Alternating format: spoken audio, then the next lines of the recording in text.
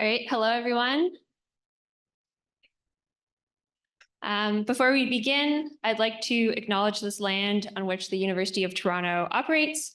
For thousands of years, it has been the traditional land of the Huron-Wendat, the Seneca, and the Mississaugas of the Credit. Today, this meeting place is still the home to many Indigenous people from across Turtle Island, and we are grateful to have the opportunity to work on this land. As many of you know, the RE Seminar Series is a partnership between the Department of Statistical Sciences, the University of Toronto, and Kansai, Ontario, and its partner universities. Today, I'm happy to introduce our speaker, Marie-Pier Côté.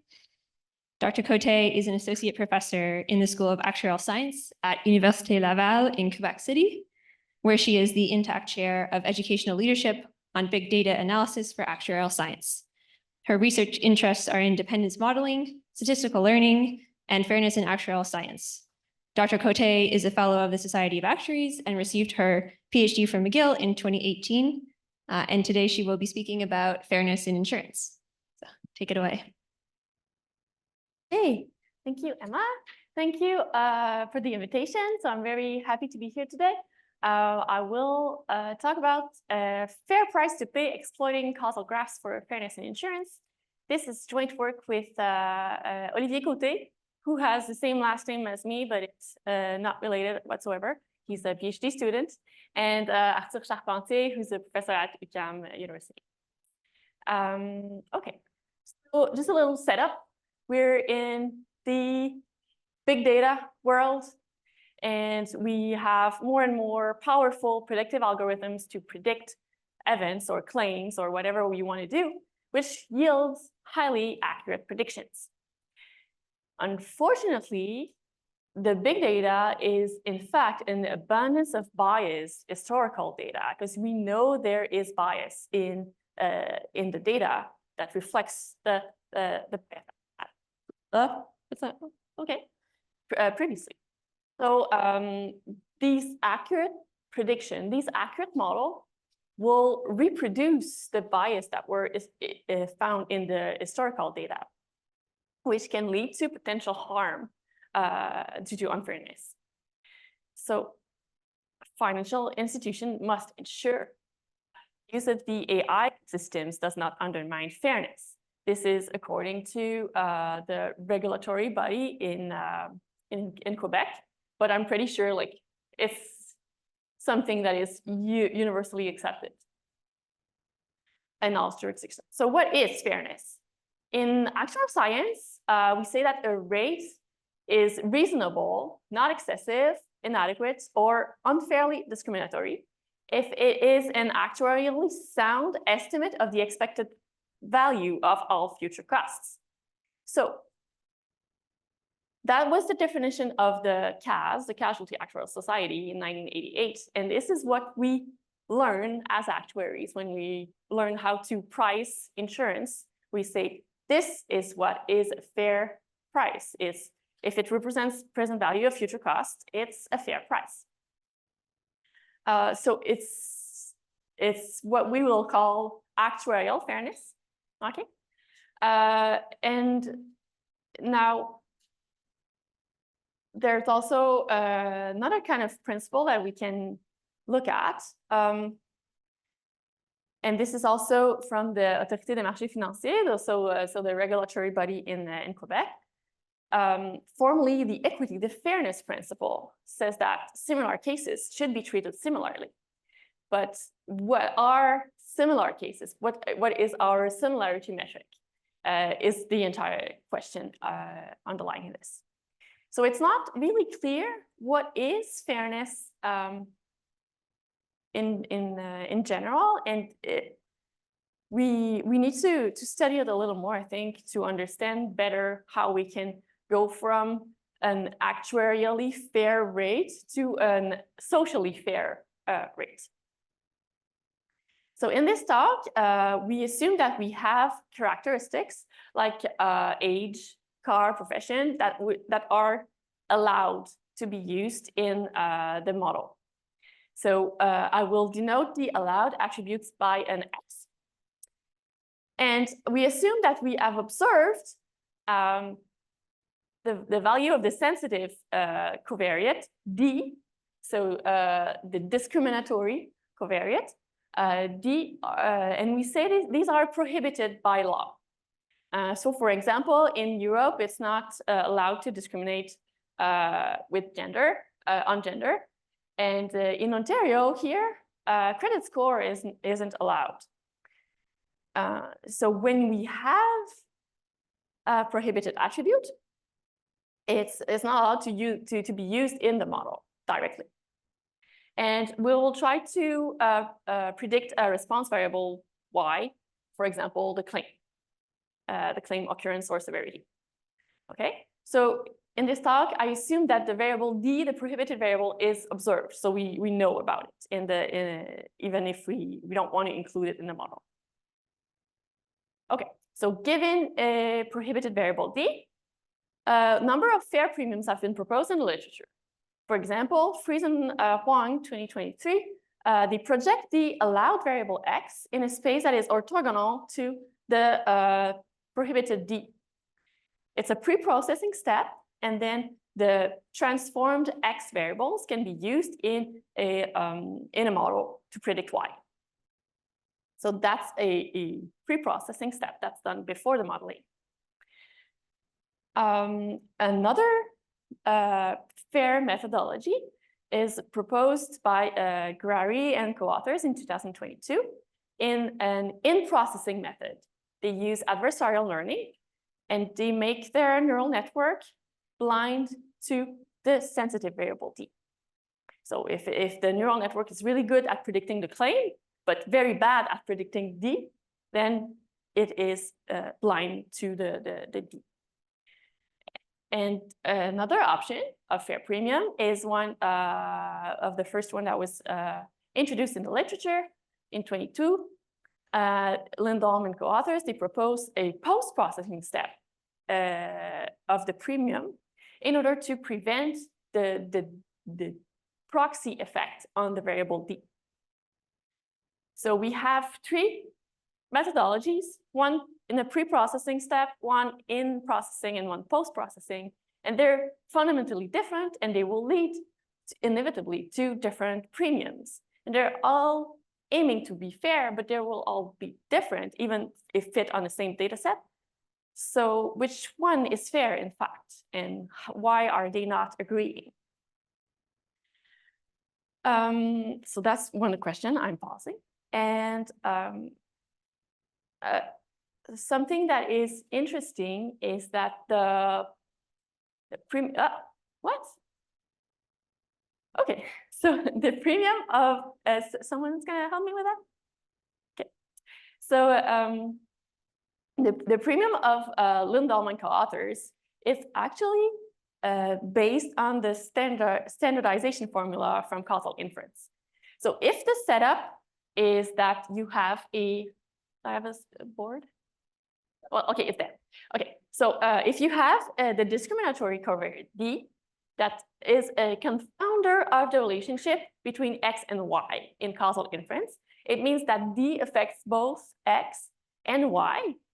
Okay, so you can think about this as when you have a treatment X and you want to know if what's the impact of the treatment on a response variable Y, without and you have a confounder, a variable that affects both X and Y, you want to know the effect of the treatment, but without the effect of the D.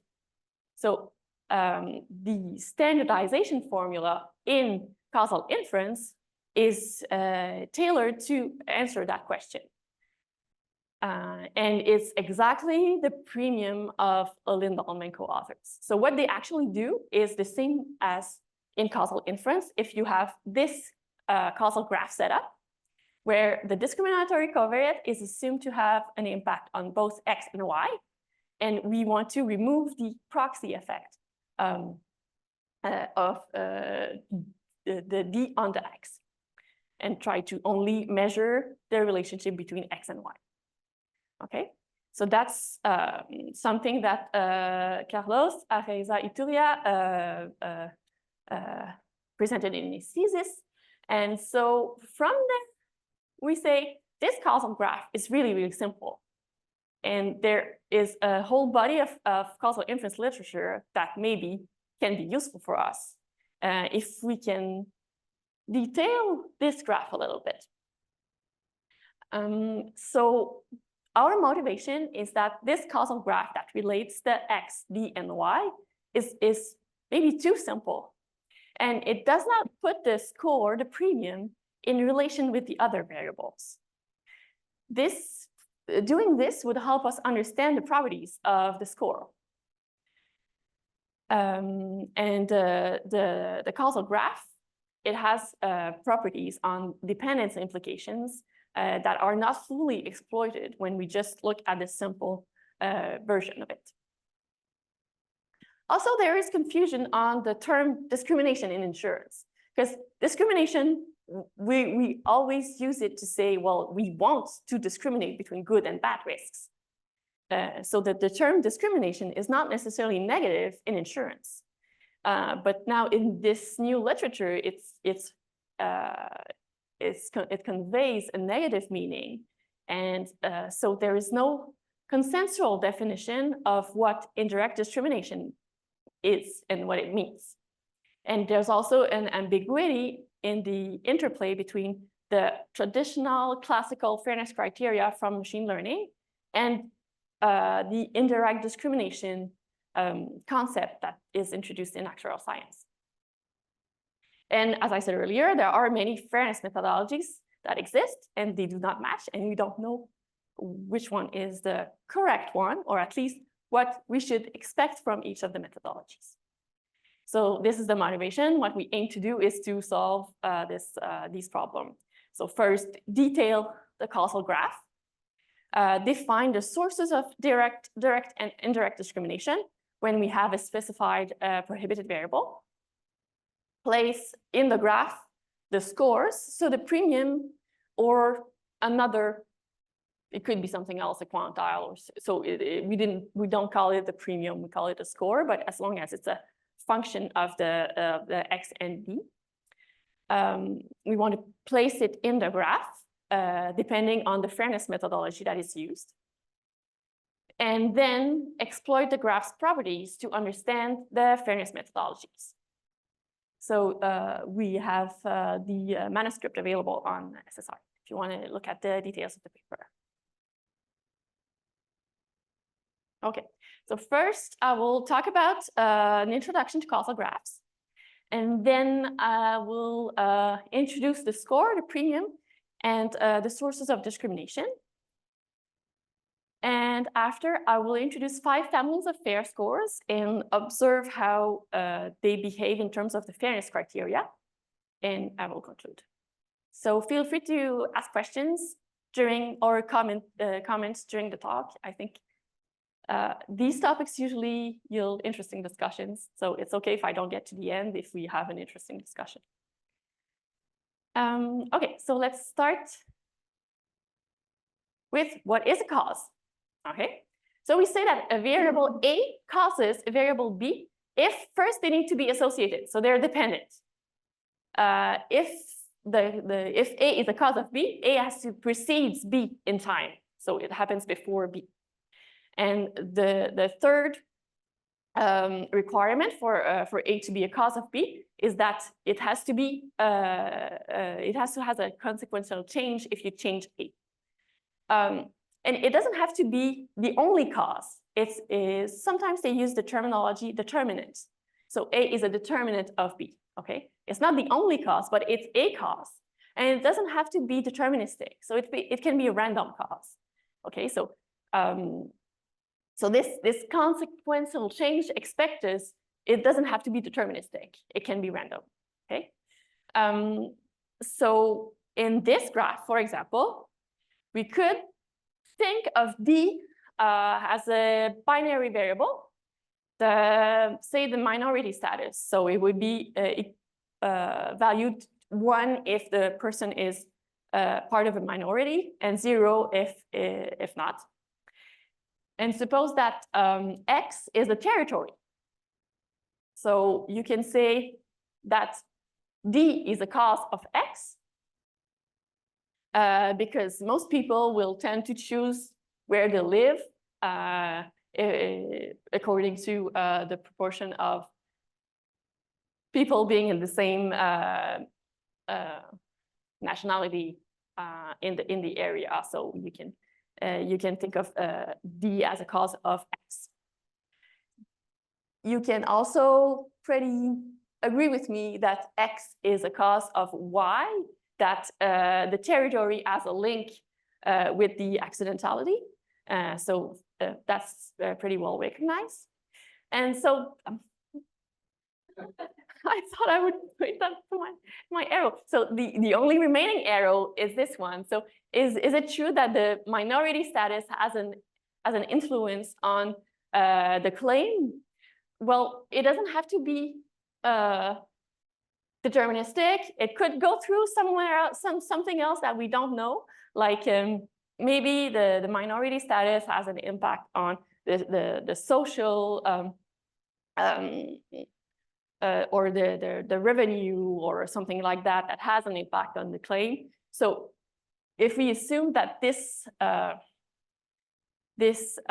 arrow exists, it's a little less stringent to assume that the arrow exists than to remove it. Because if there is no arrow, it means that there is no effect, like zero dependence. Whereas if there's an arrow, I'm not telling the model that the strength of the arrow. So so to put an arrow is a less stringent hypothesis on the model than to remove the arrow, because no arrow is independent. Okay. Nice. Can we change slide, please? No, I can't. Can you do it for me? Okay, so that's a cause. Okay, so now that we have cause, now I really need this slide to be working, because that's a little quiz for you. So this is a mediator. So A is a mediator of the relationship between B and C. Okay, so if you have a relationship like that, please, I'm really annoyed. At least, okay. So if you have a relationship like that, you cannot say that B is independent of C, because the dependence flows through the path. Okay, so if there is an open path between two variables, they're dependent.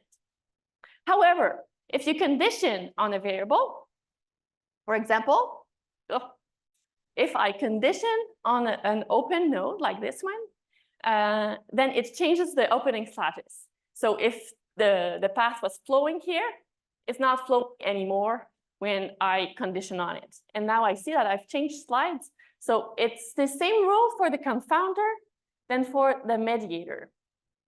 So for the mediator, it's the arrow pointing towards A and then pointing towards C. And it's the same rule if I change the arrow here to get a confounder, so the A is pointing towards B. Okay, so these rules are the same. One thing is different if you have a collider. So a collider is a variable. So the two arrows are pointing towards the variable C here, or that was here. So a collider like this, when two arrows pointing, it blocks the dependence. So it means that here they are independent. But the same rule applies if I condition on C, I'm changing the opening status. So if I condition on C, if I condition on a collider, they're actually conditionally not independent. Okay, so everyone followed? It's a little bit difficult with the technical difficulties, and now I need yes. Okay, so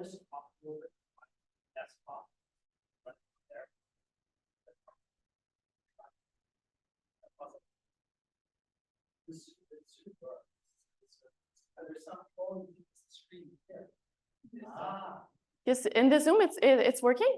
Is it? Ah, can someone just put the Zoom there so I can see it?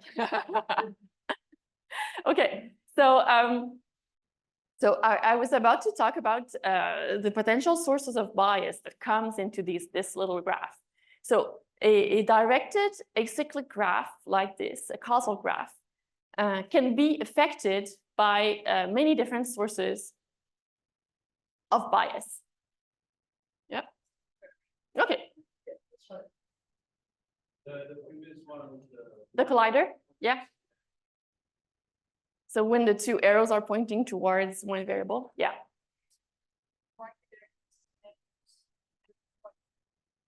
So yeah, so that's a whiteboard. It looks like a wall. Okay. So if you have A and B both pointing towards C, that's called a collider. Okay. So like this, the dependence doesn't flow through it. But if I condition on C, so knowing C, then it introduces a dependence between A and B because it's known. So what's the question? Yeah. Okay. So okay. Okay. Nice. Other questions? It's totally normal if you have other questions because it was very difficult to follow. So go for it. Yes.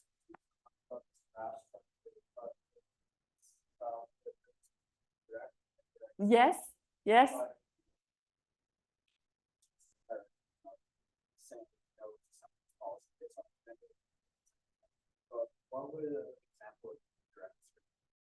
Yes, I will get to that very soon. But yeah, if I can give you a hint is when we don't use that variable in the model, but it's still being used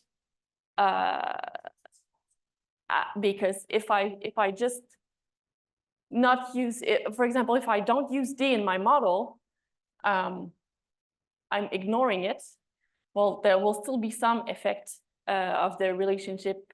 D is D affects how we view the relationship between X and Y, even if we don't use it. That's the proxy effect. Okay. So, okay, any other questions?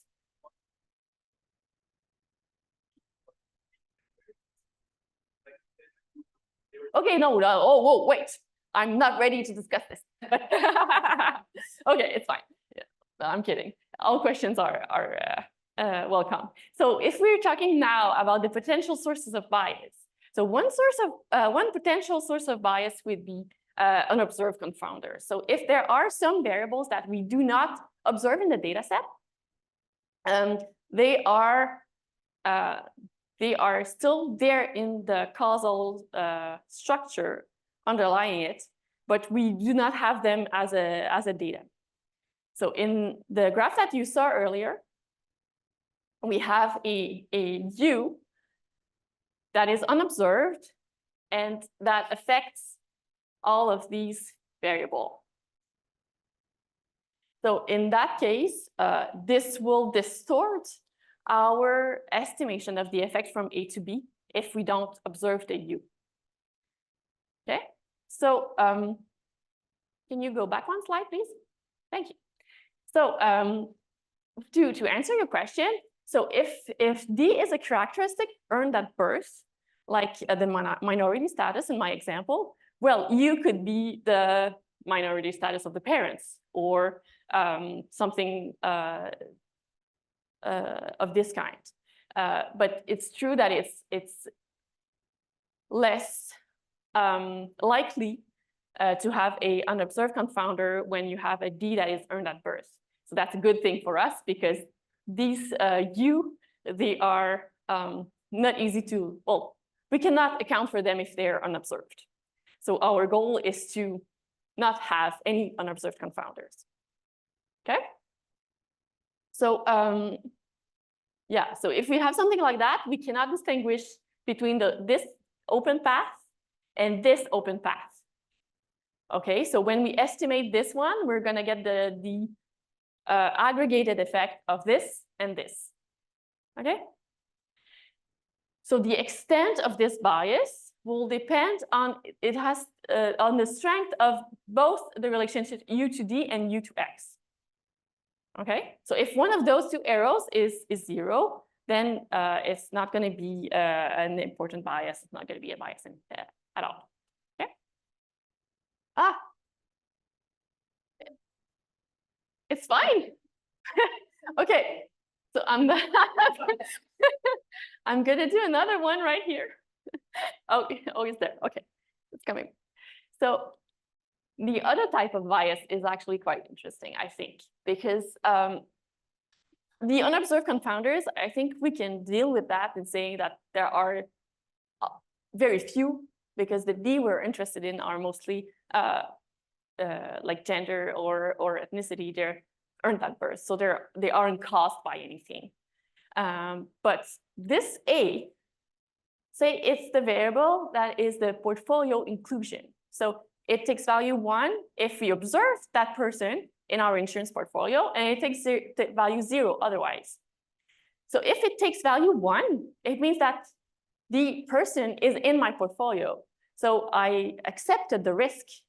So it was underwritten and been accepted. So of course, the X, the characteristics of the policyholders, they influence the portfolio inclusion, because this is when I decide whether I accept the risk or not. And if there's a relation between D and A, that we can discuss. It could be a bias of the underwriter, but even if there is no arrow there will still be the what we call the portfolio selection bias. Those data, those observations for which A is 1. So it means that all the kinds of assessment that we will do is they are all portfolio. So if an insurance company has different underwriting requirements than another one, they will get a different condition on the A. And this portfolio selection bias means that, I don't know, it's a question. But I think we need to be aware that even if this arrow doesn't exist, we will have this portfolio selection bias because we only observe those A that are A equals 1. Okay. Questions? Can you change slide, please? Thank you. So now that we know how the graph works and how what kind of bias we need to be careful about, we will look into the different sources of discrimination, I think. Yep. Yeah, okay. And to do so, I need to expand the causal graph. So I said the causal graph is it's too simple. Now, let's make it more complex so that we can understand the different methodologies that are working. So we break X and Y into 2 components. And these are what they call like structural causal models, or structural equations to explicit the graph. And first, we say that X can be written as a part that is generated by D. This can be a random function, and a part that is independent of D. Okay, where okay. I really do need the clicker. Can you put it back? It wasn't changing anything. Thank you. Okay, so we say that X is generated by this part that is dependent on D, and this part that is independent of D. And on the, okay. And we do the same with the Y. So the Y variable is also split into 2 parts, the part that is generated by D and the part that is independent of D. Now, we had earlier that D was a cause of x and y. So now it's going to be a cause of g of xd and g of yd. And before we had that x was a cause of y, but to make it more useful, we'll now say that it's g of xd causing g of yd, and epsilon x causing epsilon y. The direction of the arrows, this direction is the only way we can put it for the because of the definition of cause, the temporality. And it's not possible to have an arrow like this, because if I put an arrow like this from g of xd to epsilon y, then I open the path from d to epsilon y. They're dependent, but one of my assumptions is that they are independent. So this is actually the only way that the graph satisfies the Markov properties that makes sense for the problem. Okay. Okay, so now that we have this detailed graph, we want to put the premium inside the graph. So let S be a score, a premium, okay? It can be a function of x and b or just x, depending on what the fairness methodology is. So in the causal inference literature, they have what they call the propensity score. We know about that. So the propensity score is akin to a premium. It's also a function of x and d. And according to these authors, Rosenbaum and Rubin, it's okay to put the score in the graph.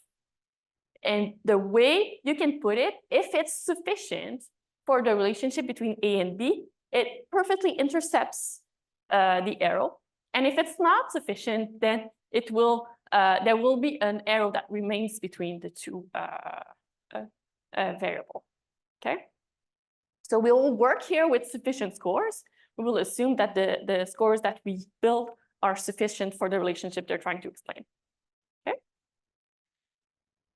Okay, so we're getting into the direct discrimination things. So I really will not be on time. Okay, stop me if you want.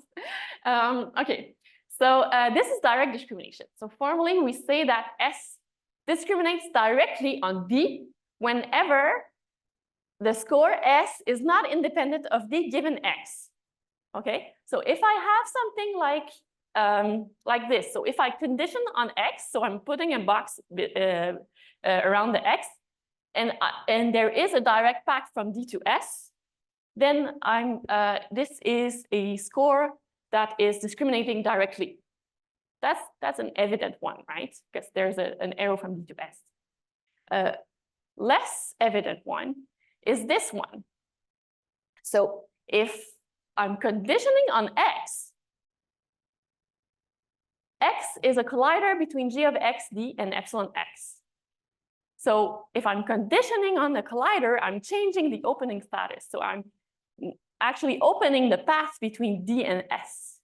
So it's really interesting to see that if my score S is taking only epsilon X as input, well, in fact, it will do what we called trend reversing direct discrimination. Because we decided to change the name because this one will give a kind of direct discrimination that reproduces what's in the historical data, whereas this one will try to reverse the trend. So it's like some people call this positive discrimination. So it will give, there will still be direct discrimination, but it's not going to be in the historical sense. For indirect discrimination, there are many sources of indirect discrimination, and we go into more details in the paper. But for here, let me just show you the two total sources. First, you can do some indirect discrimination through X. So if the score S only takes X as argument, well, there's an open path between D and S. Okay, so this will produce some indirect discrimination because X gives us information on D. Okay, and the other kind of indirect discrimination that we can find is total indirect discrimination through a condition y. So if we condition on both y and x, it opens the path between D and S through this condition collider. So this is something that we will see later in the fairness criteria. Okay. So now I define indirect discrimination with open paths. Okay. Okay. So we're ready to introduce the families of fair scores. The first one, you know, it is the best estimate score. So it's the one that uses all information on both X and D to predict Y. So this family of score is the one that we use if there is no prohibition on using the variable D. In this graph, is it too small? It's kind of small. So the variable D is used as an input of the SB, S for best estimate. And both G of XD and epsilon X are used in S of B. This is why we use double arrows here, but it's actually just one arrow. It's just to show you the difference when we will go forward in the methodologies. So that's the best estimate score. It should be the most accurate and so the most precise, but it's also directly discriminating, obviously, because it's taking D as an input. The second type of score is the unaware score. It's the one that says, okay, we're not allowed to use D. Well, let's not use it. It's the one that is implicitly used when we do not measure one variable. So if you don't collect the religion of your insured, you're using an unaware score with regards to this variable. So I denoted it with a circle D. It's like an unobserved confounder. Okay, so it's really the same as the unobserved confounder. So there are just one input. Everything here can be vectors, right? X is a vector. It's fine. Okay, so there's only X taking as input for the score, but the confounding effect, the proxy effect, will distort the relationship between X and Y. So if there's a strong, if this arrow is strong, this association is strong, we will have a very good idea of what the value of D is when we know X. And so the proxy effect will be very good, and there will be a lot of indirect discrimination through X. So this path open. Okay. The third score is the aware score. So this one is taken from the causal inference literature. So it's taking only X as an input, but it's considering D to correct for this proxy effect. Okay. So it means that in this case, I'm taking both the part of X that is generated by D and the part of X that is residual from D to build my score. But the blue arrow is no longer there because I corrected the score using causal inference method to remove the proxy effect. Okay. So now that I presented those three, let's just make a pause and look at them in an example. So here is an example where D is a 0, 1 variable, and we denote by D equals 1 the historically underserved population, so the one that we do not want to discriminate on. So the details of the setup don't really matter. It's just they are exactly following the causal graph that I presented to you with the G of X, the G of Y, and the independence requirements. Okay. We also consider 6 individuals. 3 of them are with D equals 0, and 3 of them are with D equal 1. And we make sure that there is potential for proxy effect by here you can see the probability that D equals 1 or 0 given X. So if X is large, the probability that D equals 1 is really 1. Okay, so when X is large, we have a high probability of D equals 1. And when x is small, we have a high probability of d equals 0. This will allow us to observe the proxy effect in the scores. Okay? So in this example, the best estimate score is just the expectation of y given x and d. Okay? So formula from the normal distribution. Okay. The unaware score is when I don't know d. So it's the expectation of y given x. And interestingly, we can write it as a weighted average of the best estimate score, but the weights are probability of d equals 0 given x and probability of d equal 1 given x. Okay, so if this probability is large, the unaware score will be very close to the best estimate score for the d equal 1 population. This really shows the proxy effect. While the aware score, if we use the discrimination-free formula, so the standardization formula from causal inference, it's the same kind of weighted average of the best estimate score for x d equals 0 and d equal 1. But now the weights are the same for the two as the probability that d equals 0. Let me start again. So the weights are not the same for the two. The weights are unconditional on x. Okay, so it's probability that d equals 0. There is no condition on x. So removing the condition on x removes the proxy effects. I'm not inferring what is the probable value of d here anymore. Okay, so this is the aware score. Okay, so when we look at what they give us on a graph, so this is the score value, and this is the values of x. In the purple, you have the d equals 0, and in the pink, you have the d equal 1. So the best estimate score, there's direct discrimination as expected, and that's it, right? Unaware score, when x is small, is very, very close to the d equals 0 score value. And when x is large, it's likely that d equals 1, and the score really approaches the score in the d equal 1 for the best estimate. So this is where you see the proxy effect. So imagine you have lots of covariates, big data, and you're trying not to use the variable gender.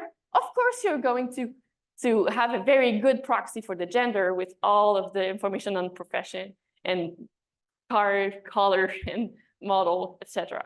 Right? So this shows you the proxy effect. The aware score does not directly discriminate and happens to be in between the two best estimate scores. Okay? Questions, comments? Okay. So I will present two other score families. Starting from the aware score that we know, we can go to the hyper-aware score, which is even more aware.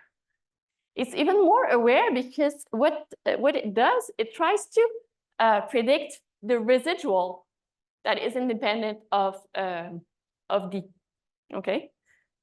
But still allow to use the entire X, okay? So in this case, we put the yellow line as dashed because in theory, the score is allowed to use the entire X.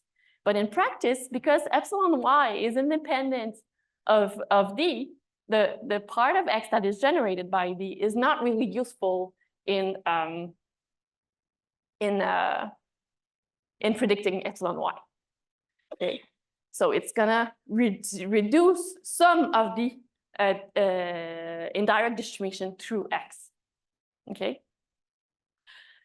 And the last score family is what we decided to call the corrective score. So this one only models the residual information. So it's using the residual part of X independent of D to predict the residual part of Y independent of D. Of course, in those two cases, you're not working with the prediction on the original scale. So when you translate this into a premium for Y, the company needs to make sure that you do not introduce unfairness in that step, right? So if we're only talking about this step, in this case, it's directly discriminating, but the type that we call is trend reversing direct discrimination. And there's practically no indirect discrimination. Okay, so if we can change the slide, come on. Okay, what's going on? Okay, good. So for the corrective score in the example, we are using the epsilon x to predict epsilon y, but epsilon x is the part of x that is independent of d. So it's in fact x minus g of xd. So this is where the direct discrimination comes in. And for the hyper-aware score, it's interesting because it's kind of approximating the aware score. So it's a weighted average of the aware score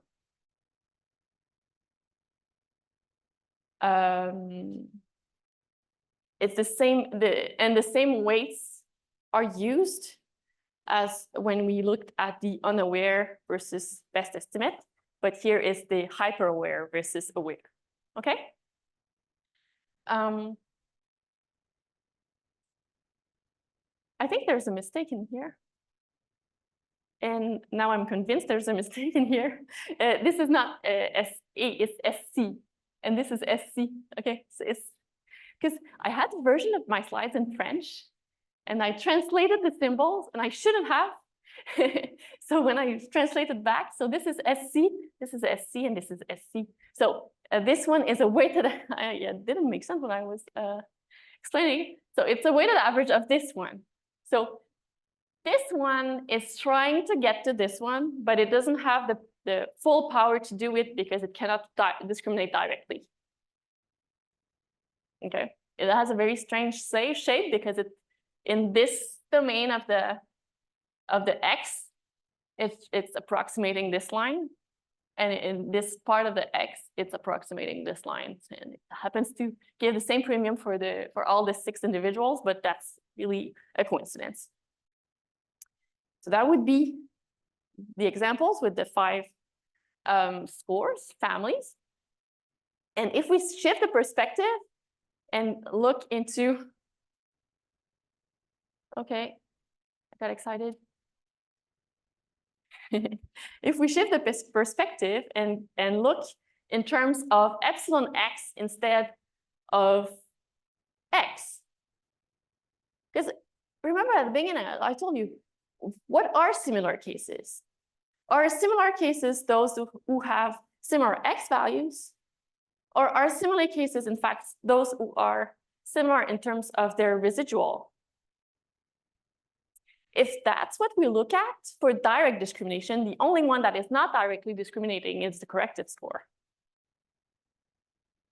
So I don't know, I don't have the answer, but at least we know what it does.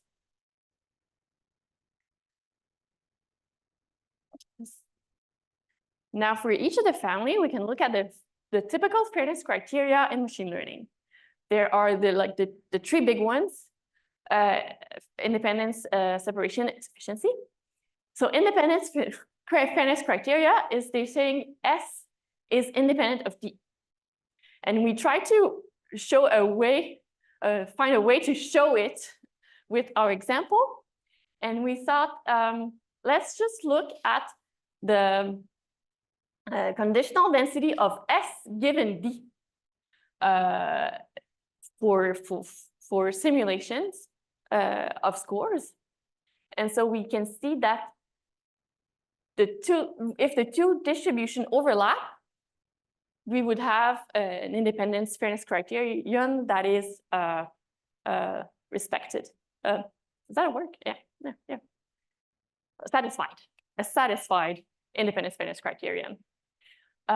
So you can see that for this fairness criterion, the corrective score is satisfying it, and there's a gradation going from the corrective score to the best estimate, which is really not satisfying this one. Okay. Second fairness criteria is the separation fairness criteria, which says that given Y, S is independent of D. So if I know your severity, your claim severity or claim frequency, then you shouldn't have S, it should be independent of D. So to look at this, we wanted to have the same kind of visual representation as the one before. So we decided to do different groups of Y. So this is a bin of Y where Y are between 110 and 113. And this is another bin of Y where it's between 93 and 96.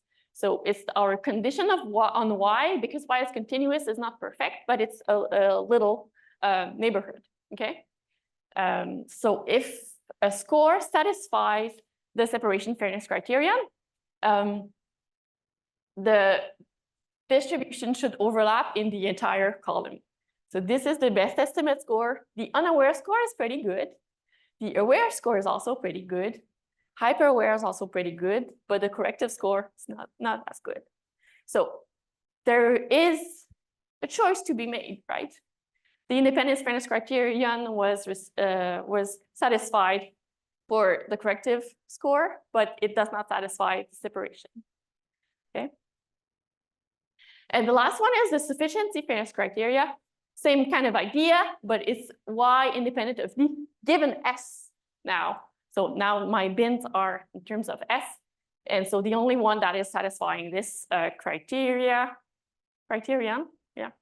is the best estimate score. So in fact, the sufficiency fairness criterion is actuarial fairness. It's predictive accuracy. Okay. So it's probably not the one that we want to implement in this context. It's probably one of the other two.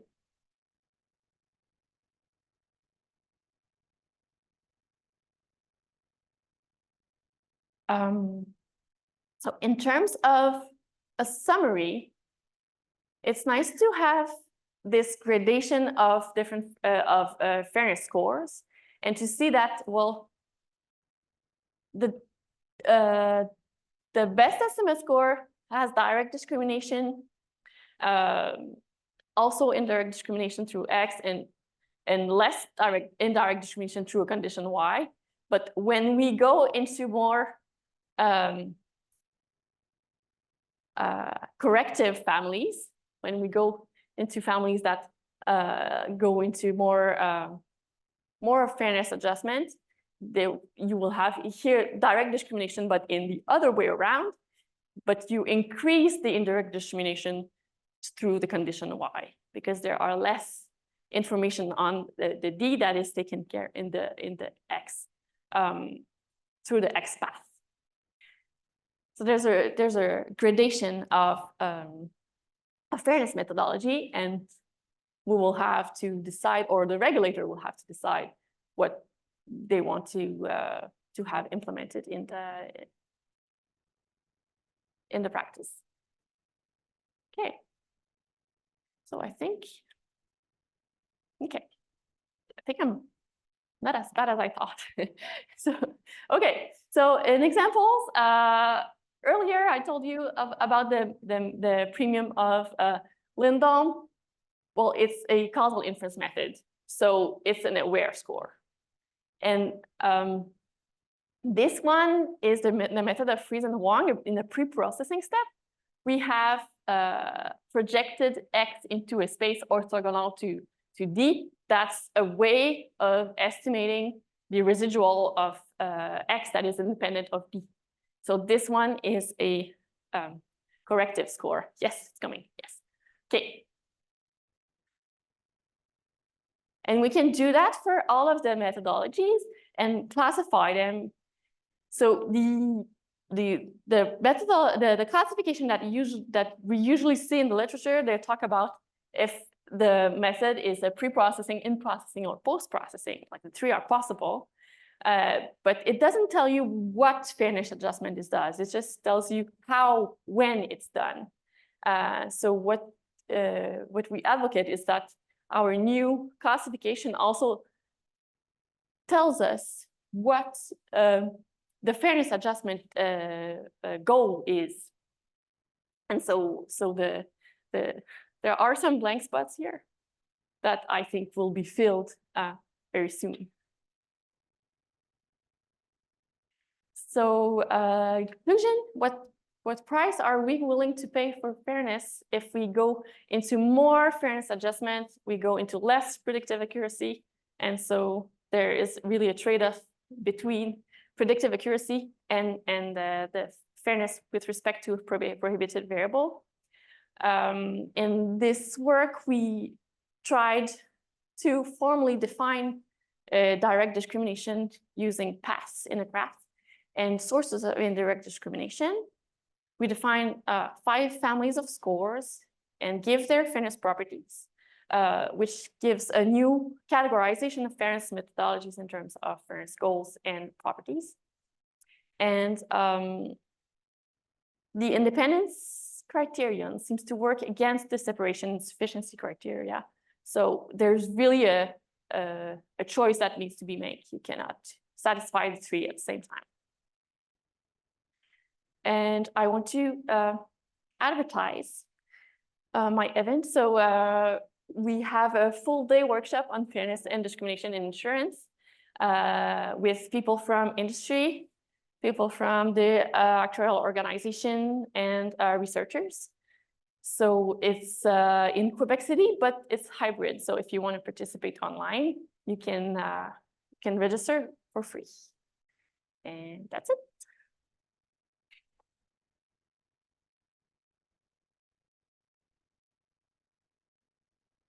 All right, thank you very much, Marie-Pier, and I'm very, very apologetic about the slides. Thank you for being a good sport with that. We are at time, but perhaps if we have a couple questions, we can just take them now. Yeah.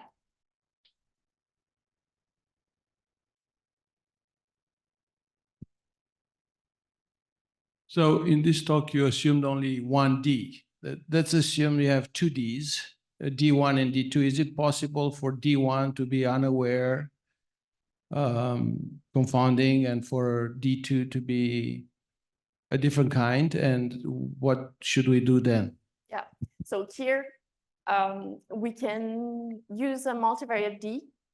D can be a vector in the graph, there's no problem. So it could be a D. But if we want to detail it with the different arrows going different ways, then it has to be studied separately. So it's this graph that we studied, but the D can be multivariate. It works. No, I mean, yeah. When I said one D, I didn't mean one. Yeah. Yeah. Okay. Yeah. Okay. Oh yeah. So if there's another one that affects. So if D is a mediator instead of a confounder like this, everything holds. It's exactly the same thing. But if there's something different, like if D is a collider,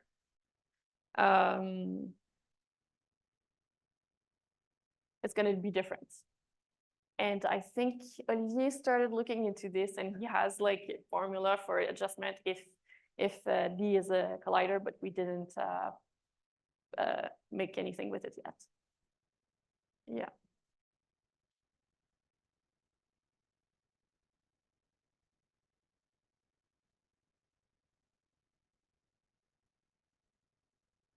Hi, thanks for the talk. My question is regarding like all the structure you're defining. So essentially you will get a premium that is fair as long as the graph, is well specified, as long as your G is well specified. So in reality, that's never going to be the case. So what can you do to actually define fair premiums? You mean if you need to estimate the model? Is that what you mean? So essentially you have to estimate the model, your G, and also impose some idea of the graph. to make the correction to define these scores. So So the graph is an a priori assumption. It has to it's not estimated from the data.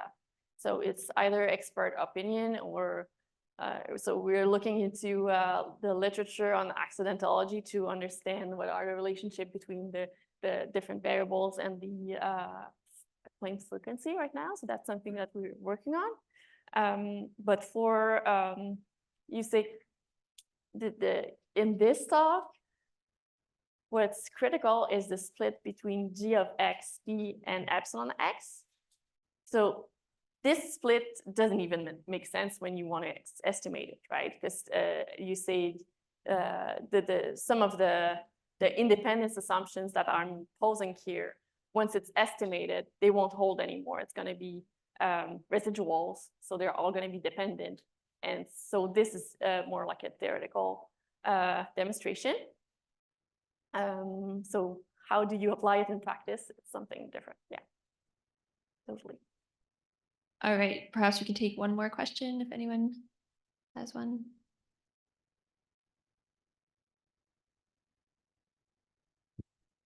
Thank you, Marie-Pier. I had a question regarding your additive structure. So you assume that y is equal to g of d plus the epsilon, right? Yeah. So is the y's are the losses, right? And then the d are the, the attributes. But so do you assume that the d's actually cause losses because the loss is the g plus the epsilon? And how then do you kind of calculate a premium only on the residuals? Wouldn't you then underestimate or have a premium that is too small because you don't account for the losses caused by d? Yeah. Okay. So first thing, the additive structure is just to make it nice. It could be a multiplicative or whatever kind of structure. It could be a copula. It doesn't have to be an additive structure in general. It's just to make it nice in the slides.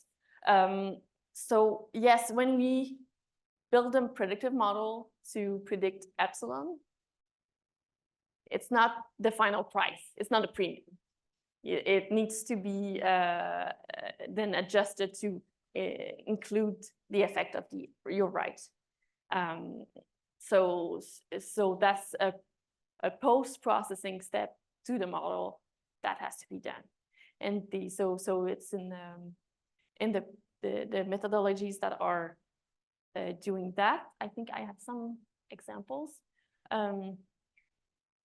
They suggest a way to, because all those premiums are biased in the end. So you all, can you?